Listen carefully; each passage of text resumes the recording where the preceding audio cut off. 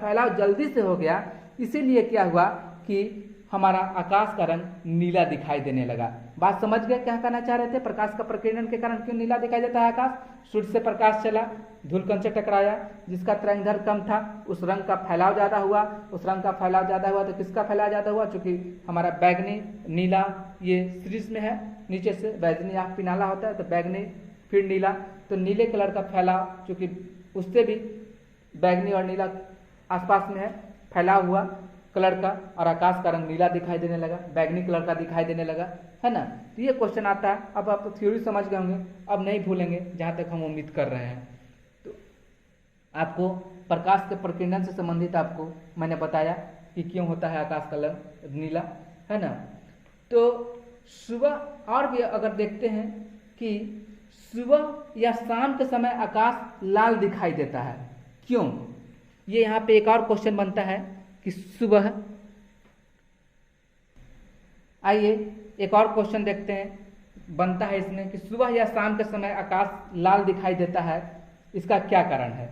तो इसके बारे में थोड़ा सा देख लेते हैं कि सुबह या शाम के समय हमारा आकाश लाल दिखाई देता है। हमारा आकाश क्या दिखाई देता है? आकाश लाल दिखाई देता है। इसके पीछे क्या रीजन है? इसके पीछे भी रीजन दे तो प्रकाश का प्रकीर्णन है। और एक शॉर्ट फॉर्म बता दे, अगर बिहारी ट्रिक्स जानना चाहते हो तो कलर से संबंधित जो भी प्रश्न आ जाए मार दो प्रकीर्णन, एकदम बेला पार है। और लंबाई और चौड़ाई छोटाई से आ जाए तो मार दो अपवर्तन, ये चल जाएगा एकदम 100% श्योर। कुछ नहीं पढ़ने की जरूरत है, पढ़ाने तो रटने की जरूरत नहीं है, समझ गए। प्रकाश जैसे ही कलर से संबंधित क्वेश्चन है कि केकरा कारण था, मार दो प्रकीर्णन, को जो करना है प्रकीर्णन जो है ऑप्शन में, अब मार दो के प्रकीर्णन। कुछ मत सोचो कि क्या रीजन है, फ्रीजन है, वो सब कुछ सोचने की जरूरत नहीं है। प्रकाश कलर से संबंधित प्रश्न आया, केकरा कारण होता है तो मार दो प्रकीर्णन। अब बोलेगा कि लंबा छोटा दिख रहा है तो केकरा कारण होगा, मुड़ल है, टेढ़ा है, लंबा है, छोटा है, केकरा कारण होगा तो मार दो अपवर्तन जो है। सीधा सीधा एकदम बेसिक फंडा, कुछ नहीं रटने की जरूरत है मेरे भाई। 10 क्वेश्चन कंप्लीट हो गए तो इतने में। प्रकाश का प्रकीर्णन के चलते कलर में चेंजिंग होता है, और बड़ा या छोटा जो दिखता है वो प्रकाश का अपवर्तन के कारण दिखता है। ये दोनों चीज याद रखो, और जैसी ऑप्शन आए धर के गर्दा उड़ा दो। कुछ नहीं, 10 क्वेश्चन क्लियर है, लेकिन हम बता देते हैं, कॉन्सेप्ट समझा देते हैं, समझ लो थोड़ा सा। सुबह या शाम के समय आकाश लाल दिखाई देता है, इसके पीछे क्या रीजन है? देखो फिर से एक चित्र बनाते हैं। ये हमारा सूर्य है, बात समझने के लिए प्रैक्टिकली हम आपको बता रहे हैं। यहाँ से हमारा श्वेत प्रकाश चलता है, ठीक है, और बीच में फिर हमारा क्या है, धूलकण जो है पृथ्वी की ओर आ रहा है। यहाँ धूलकण है, यहाँ से क्या हुआ, प्रकाश छितर गया, है ना, हमारा क्या हुआ, प्रकाश का फैलाव हो गया। तो सभी कलर बिखर गए यहाँ पे, क्योंकि जिसका जो है जैसी पृथ्वी तक कलर आता गया, जिसका तरंगदैर्घ्य कम होता गया, वो लोग क्या हुआ, बिखर गया। सबसे पहले बैगनी, फिर नीला, फिर पीला, जो भी है हरा, वो सारा रंग क्या हुआ, बिखर गया, इधर उधर बिखर गया।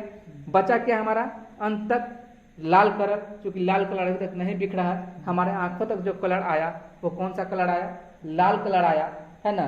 तो लाल कलर जब हम कहते हैं दोस्तों कि लाल कलर नहीं बिखरा है, अभी तक बिखर गया लेकिन लाल अभी तक नहीं बिखरा है, इसलिए लाल जो है हमको सूर्य दिखाई देता है। जो कलर हमारे पास आया वही कलर में हम देखेंगे, तो वो क्या हुआ, वो लाल कलर का सूर्य इसीलिए सुबह या शाम के समय दिखाई देता है।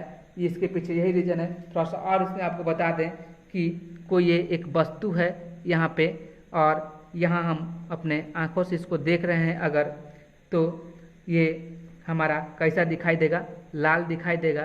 कारण क्या है कि हमें जो है रिफ्लेक्ट होता है यहाँ से, को ये जो है सभी कलर वस्तु में ये जो होता है, जिस कलर को वो ऑब्जर्व कर लेगा और जिस कलर को वो रिफ्लेक्ट कर देगा वही कलर हमको दिखाई देगा। तो सारा कलर तो ऑब्जर्व हो गया वायुमंडल में, तो जो कलर रिफ्लेक्ट हुआ वही तो हमको वो वस्तु, उसी कलर का वो वस्तु दिखाई देता है हमको। यहाँ से श्वेत प्रकाश चला इस वस्तु पे, लेकिन ये सारा कलर को ये क्या किया, ऑब्जर्व कर लिया। सारा कलर को वस्तु क्या कर लिया, ऑब्जर्व कर लिया, और रेड कलर को रिफ्लेक्ट कर दिया। तो रेड कलर को रिफ्लेक्ट कर दिया तो वस्तु किस कलर का दिखाई देगा, रेड कलर का ही दिखाई देगा। यही इसके पीछे बेसिक फंडा है। तो सूर्य से जब प्रकाश चला पृथ्वी की ओर आया तो धूलकण से टकरा करके सारे प्रकाश फैल गए, तो जो प्रकाश फैल गया, जो बिखर गया वो बिखर गया, लेकिन हमारे आंखों तक जो आया वो कौन सा आया, जो रिफ्लेक्ट जो हमारे आंखों से लाइट हुआ वो रेड कलर का हुआ। तो हमारा सूरज कैसा दिखाई दिया, रेड कलर का दिखाई दिया। तो सूरज इसी समय सुबह का समय और शाम का समय जो है वो रेड दिखता है। ठीक है, आइए अब चलते हैं अगला टॉपिक हमारा प्रकाश का परावर्तन। प्रकाश का परावर्तन, प्रकाश का परावर्तन कौन सा है हमारा, प्रकाश का परावर्तन। प्रकाश के परावर्तन में दोस्तों इसमें दो चीज पर खाली ध्यान देना है। प्रकाश का परावर्तन में क्या है, एक तो है कि आपतित किरण और एक परावर्तित किरण। मतलब आपतित किरण मतलब कौन, जो आने वाला किरण है, और परावर्तित किरण मतलब कौन, जो जाने वाला किरण है। आपतित किरण और परावर्तित किरण, आपतित किरण और परावर्तित किरण। आपतित किरण मतलब आने वाला किरण, आपतित किरण मतलब आने वाला किरण, और परावर्तित किरण मतलब जो जाने वाला किरण वो परावर्तित किरण। तो ये एक आपतित किरण है, एक परावर्तित किरण है। ये हमारा आपतित किरण, ये हमारा परावर्तित किरण। बीच में हमारा क्या हो गया, ये अभिलंब हो गया, ये हमारा क्या हो गया, अभिलंब हो गया, ये परावर्तित हो गया, ये आपतित हो गया। और ये अभिलंब के बीच में जो कोण बना, ये दोनों कोण समान होना चाहिए।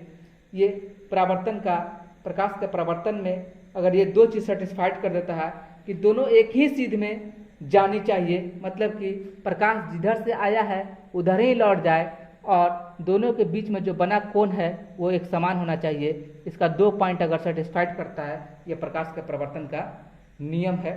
तो आइए इसमें देखते हैं, दोनों एक ही सीध में जाना चाहिए, दोनों एक ही सीध में जाना चाहिए। दूसरा है कोण का मान समान होना चाहिए, कोण का मान समान होना चाहिए, कोण का मान समान होना चाहिए। दोस्तों इसमें इतना ही। आइए उसके आगे चलते हैं, समतल दर्पण। कौन सा, समतल दर्पण की ओर। समतल दर्पण में दोस्तों आपको बता दें कि इसका जो होता है क्वेश्चन जो आता है कि अगर कोई समतल दर्पण है और एक वस्तु यहाँ से भी वेग से दर्पण की ओर, समतल दर्पण की ओर अगर जा रहा है, समतल दर्पण की ओर भी वेग से अगर जा रहा है, तो दर्पण की ओर से किस वेग से आता हुआ प्रतीत होगा, तो ये जो है 2v वेग से आता हुआ प्रतीत होगा। क्वेश्चन ऐसा आता है क्या कि समतल दर्पण की ओर कोई भी वस्तु अगर दर्पण की ओर से अगर ये 5 किलोमीटर की रफ्तार से अगर जा रहा है, तो दर्पण की ओर से कितना किलोमीटर की रफ्तार से आता हुआ प्रतीत होगा, तो 10 किलोमीटर प्रति घंटा की रफ्तार से आता हुआ प्रतीत होगा। ये क्वेश्चन समतल दर्पण से ये हो गया आपका। दूसरा क्वेश्चन हमारा बनता है कि एक वस्तु है, एक समतल दर्पण है यहाँ पे, तो पूछता है कि वस्तु के आकार का आधा जो है वो दर्पण होना चाहिए, तभी हम अपना पूर्ण आकार देख सकते हैं। ये इसका पूछता है, एक तो क्या होना चाहिए कि वस्तु जो है ना, इसके आकार का कम से कम ये जो दर्पण है वो आधा होना चाहिए। अगर ये वस्तु 2 का है तो ये दर्पण 1 का होना चाहिए, मतलब आधा होना चाहिए, और तभी हम अपना दर्पण में जो प्रतिबिंब है वो पूरा देख पाएंगे। अगर हमको पूरा दर्पण में अपना दिखना है शरीर को, तो वो वस्तु हम जितने बड़े हैं उसका आधा कम से कम दर्पण होना चाहिए।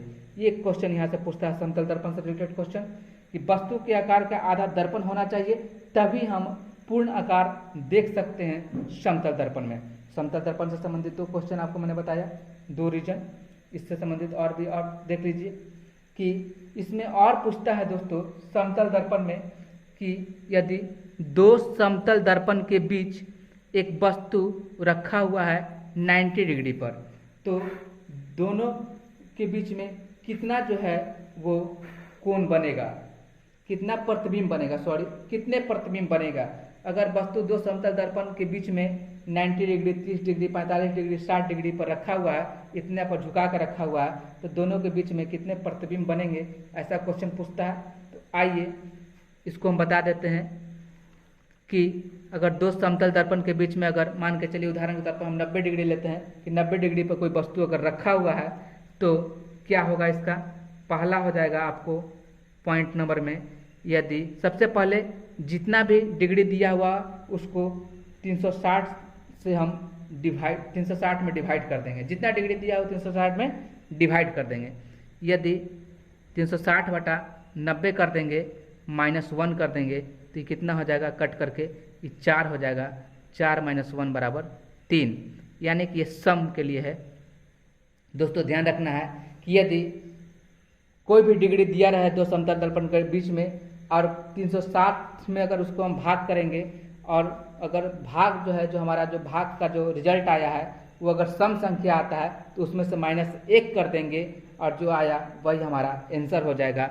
ये तो हो गया सम संख्या के केस में कि अगर रिजल्टेंट हमारा जो है रिजल्ट जो है वो सम संख्या आता है। अगर सम संख्या आता है तो इसमें से क्या करेंगे, -1 कर लेंगे, तो जो आया वो हमारा आंसर हो जाएगा। बात को समझ रहे होंगे। अगला है हमारा, इसी में पूछता है दूसरा पॉइंट में कि यदि 40 डिग्री पर दो समतल दर्पण के बीच में 40 डिग्री पर जो है वो झुका हुआ पर वस्तु रखा हुआ, 40 डिग्री झुका हुआ वस्तु रखा हुआ है, तो इसके बीच में कितने प्रतिबिंब बनेंगे। तो सबसे पहले मैंने क्या बताया कि 360 में 40 से डिवाइड कर देंगे तो ये 9 हो गया। तो कितना होगा इसमें, 9 - 1 8 प्रतिबिंब बनेगा। कितना होगा, 9 - 1 8 प्रतिबिंब बनेगा। ये विषम के केस में है। ये क्या है, विषम के केस में भी है। विषम के केस में भी 1 घटा लेंगे और 9 - 1 कर देंगे, 8 हमारा प्रतिबिंब बनेगा।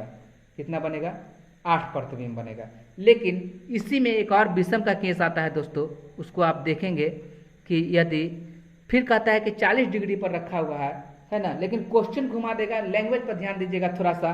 क्वेश्चन क्या घुमाएगा आपको कि दो समतल दर्पण के बीच में मध्य में जो है वो वस्तु का रखा हुआ है। कहाँ रखा हुआ है, मध्य में रखा हुआ है।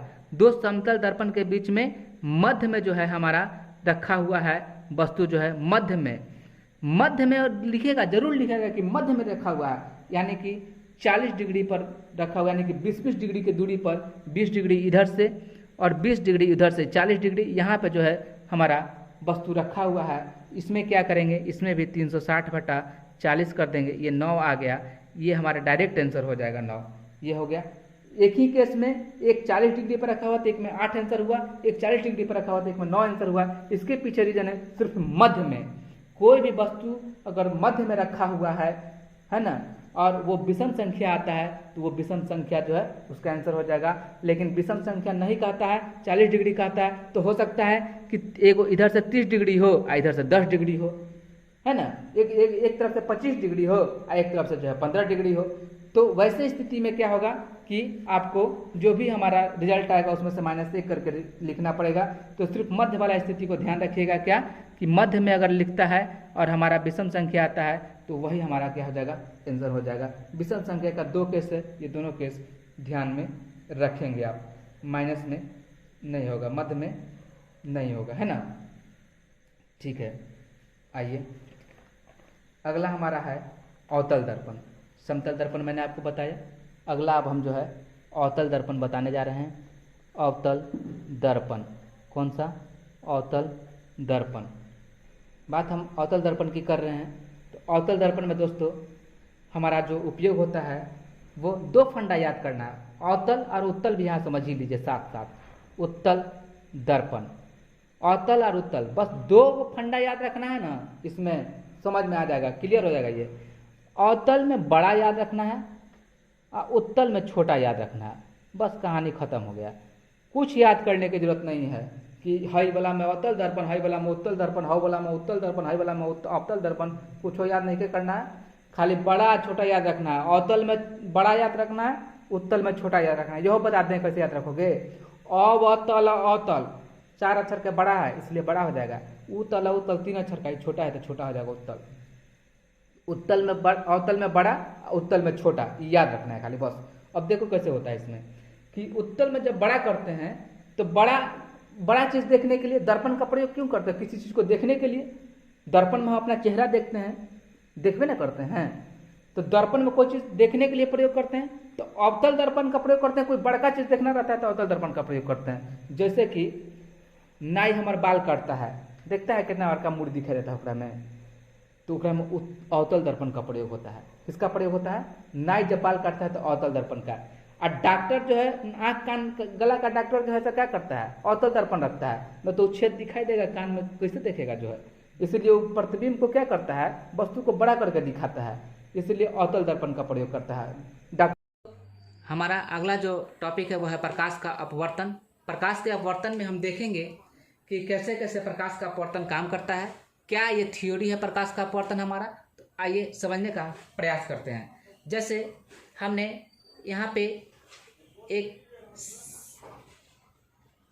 सघन माध्यम बना दिया, नीचे में एक सघन माध्यम बनाया नीचे में, और यहाँ से अगर कोई रे आ रही है, कोई किरण आ रही है, तो वो यहाँ पे क्या करेगा? ये हमारा हवा है, मान लीजिए हवा है, ये हमारा विरल माध्यम है। विरल और सघन में कंफ्यूज होने की जरूरत नहीं है। विरल मतलब होता है कम सघन, कम घनत्व वाला, और सघन मतलब होता है अधिक घनत्व वाला, इसलिए कंफ्यूज होने की बात नहीं है। जब कम घनत्व से अधिक घनत्व की ओर कोई रे आती है, कोई किरण आती है, तो वो क्या होता है? देखिए यहाँ पे दिखाने का प्रयास कर रहे हैं हम आपको। तो मैं आपको बता रहा हूँ कि ये हमारा क्या है? हवा है जो कि विरल माध्यम है, ये हमारा जल है जो सघन माध्यम है। तो मैं क्या करता हूँ कि आपको बताने का प्रयास करता हूँ कि रे एक यहाँ से आ रही है, आप इसको देख रहे हैं, एक रे यहाँ से चला, और इसको जाना किधर चाहिए? जाना ऐसे चाहिए। जाना कैसे चाहिए? ऐसे चाहिए। मेरे पेन पर ध्यान दीजिएगा। जाना कैसे चाहिए? सीधा ऐसे लाइन जाना चाहिए। लेकिन क्या होता है? ऐसे ना जा करके थोड़ा सा ये ऐसे मुड़ जाता है। क्या होता है? ऐसे मुड़ जाता है, इधर आ गया, और ये हमारा अभिलंब होता है। क्या होता है हमारा? ये अभिलंब होता है। किरण जो है को ऐसे ना,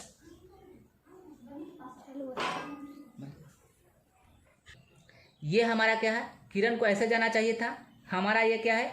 ये हमारा अभिलंब है, ये हमारा अभिलंब है। किरण ऐसे ना जा करके किधर चला गया? ऐसे थोड़ा सा मुड़ गया, यहाँ मुड़ गया, ऐसे आ गया, ये ऐसे आ गया, किरण हमारा रे ऐसे आ गया। ये हमारा अभिलंब है, लिख देता हूँ मैं, ये हमारा अभिलंब है। ये हमारा किरण जो वास्तविक वाला था, जाना चाहिए था, लेकिन आ कैसे गया? आया ये वाला। ध्यान देना दोस्तों, आया किरण ऐसे में। तो क्या हुआ कि जब कोई भी किरण विरल माध्यम से सघन माध्यम में प्रवेश करता है, तो वो क्या करता है? अभिलंब की ओर भागता है। क्या करता है? अभिलंब की ओर आता है, यानी कि अभिलंब के नज़दीक जाना चाहता है।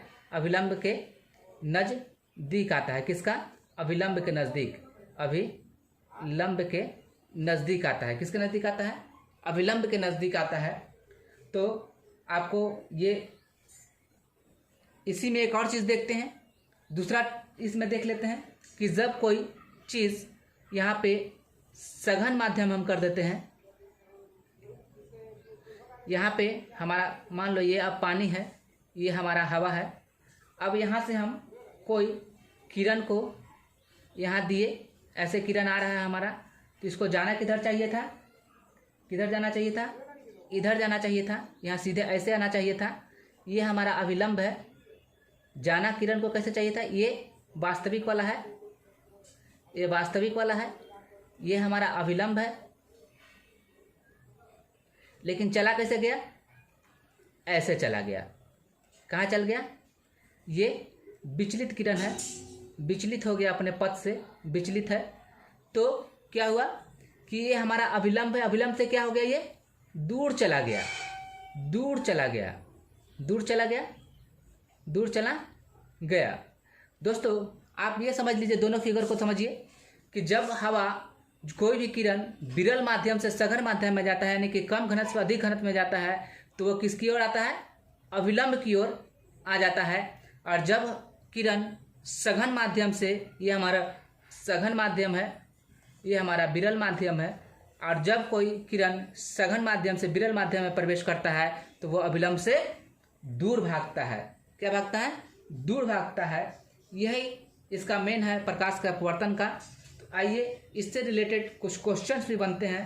क्वेश्चन क्या बनता है दोस्तों इसमें कि तारों का टिमटिमाना, तारों का टिमटिमाने का कारण क्या है? प्रकाश का अपवर्तन के कारण तारा टिमटिमाता है। कैसे? ये हमारा मान लो यहाँ पे ये हमारा तारा है, ये हमारा क्या है? स्टार है। ये हमारा स्टार है।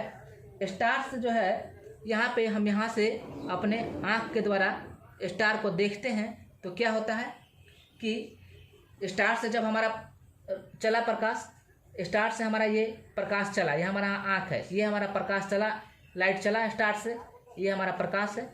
प्रकाश चला स्टार से, नीचे पृथ्वी की ओर आया, हम उधर से देख रहे हैं नीचे से। तो क्या होता है कि रास्ते में वायुमंडल के परत और धूल कण से टकराकर विचलित होती है। ये जो प्रकाश चला, ये चला तो इसको रास्ते में अवरोधक मिलेगा। क्या मिलेगा अवरोधक? तो वायुमंडल के बहुत सारे हमारे परत हैं, धूल कण है वायुमंडल में, उससे ये लाइट टकराता है। और जब टकराता है तो क्या होता है? विचलित होता है। तो क्या होता है? कभी ये छिपता है, कभी दिखता है, कभी छिपता है, कभी दिखता है। तो इसीलिए जो है तारा का प्रकाश जो चलता है वो कहीं दिखता है, कभी छिपता है। तो कभी हमको जलता हुआ दिखाई देता है, कभी बुझता हुआ दिखाई देता है। इसीलिए हम कहते हैं कि तारा टिमटिमा रहा है। एक्चुअली में कारण क्या है? कारण ये है। तो रे जो है वो कभी विचलित होता है, कभी सीधा आता है, कभी छिपता है। तो इस तरह कारण जो है तारा जो है कभी बुझता हुआ, कभी जलता हुआ, कभी बुझता हुआ, कभी जलता हुआ दिखाई देता है। इसलिए तारा का टिमटिमाना भी अपवर्तन का एक कारण है। हम समझते हैं, आप समझ गए होंगे।